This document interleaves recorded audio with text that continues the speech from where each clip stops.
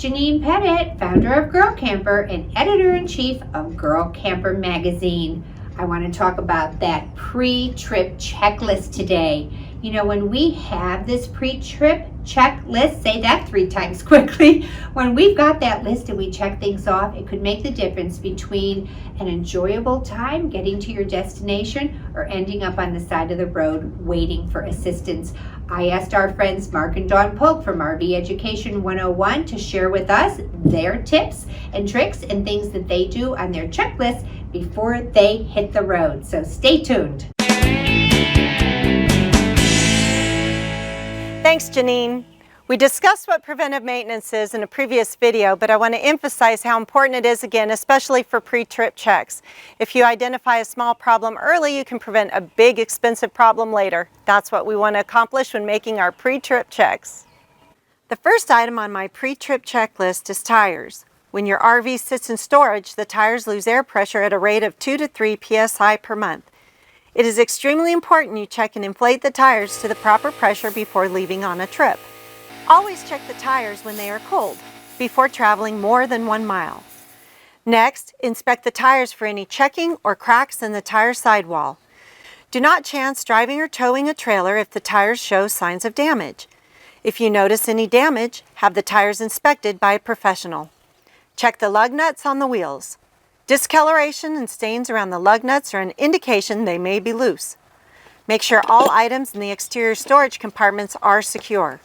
Lock all outside storage compartments. Make sure the power cord, water hose, and sewer hose are disconnected and properly stowed. Raise any stabilizer jacks or hydraulic leveling jacks. Check all the fluid levels. This applies to motorized RVs or the tow vehicle if you are towing a trailer.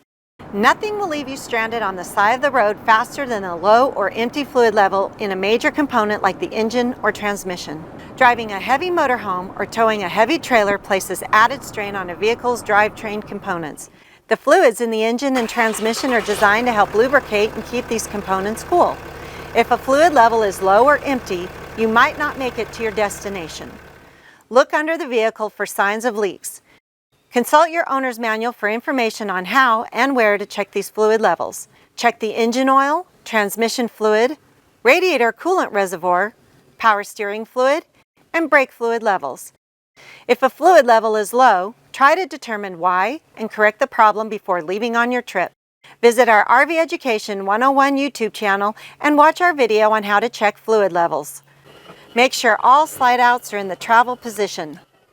Make sure the TV antenna is stowed in the proper position for traveling if you have a batwing style antenna. Check the awning. Make sure it is securely stored and all travel locks and knobs are tight and locked. Stow or retract the steps. Fill a fresh water holding tank with enough potable water to get to your destination. Check the hitch work, brakes, and lights. It doesn't matter if it's a motorhome towing a car or a truck towing a trailer. The important thing is you check all of the hitch work, the brakes, and the lights. It's easy to forget a step when you install hitch components. This is why I recommend using a checklist and double checking your work prior to leaving. Check all running lights, turn signals, brake lights, and headlights on the RV and tow vehicle. If you are towing a vehicle behind a motorhome or a trailer, perform a brake test. Pull the vehicle forward slightly and tap the brakes. You should feel the trailer brakes or dinghy brakes engage and slow the vehicle down. Walk through the interior of the RV. It never fails when I walk through the RV's interior prior to leaving. I always find something that wasn't secured or a latch that isn't locked. Check all the cabinet doors, the refrigerator, sliding doors, and make sure items like computers and TVs are secured. Last and possibly most important is a final walk around. After everything on the list is completed and you are ready to leave, walk around the RV one more time. Look on top of the RV and under the RV. Physically touch the storage doors to make sure that they are secure. Lock the entry door and the deadbolt. Make sure everything is disconnected from the RV and properly stowed. Are the stabilizer jacks stowed? Is the awning in the travel position with all the latches secured? Are the steps retracted? Is all the hitch work properly connected? This final walk around can be the difference between a trouble-free trip and an accident waiting to happen. So take your time and look closely at everything in, on, and around the RV. This is a good start to a pre-trip checklist to help get you where you are going trouble-free. Use these pre-trip checks and tailor your own pre-trip checklist specific to your needs. Thank you, Mark and Dawn, for another great list of things that help us enjoy our time on the road. Those are certainly great tips. And hey, everyone, Mark has included a PDF, which is down in the link.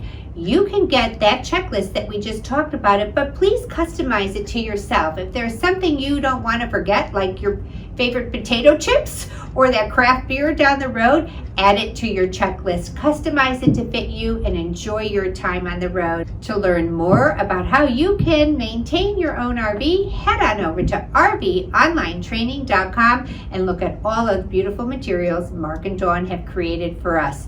Happy trails, everyone.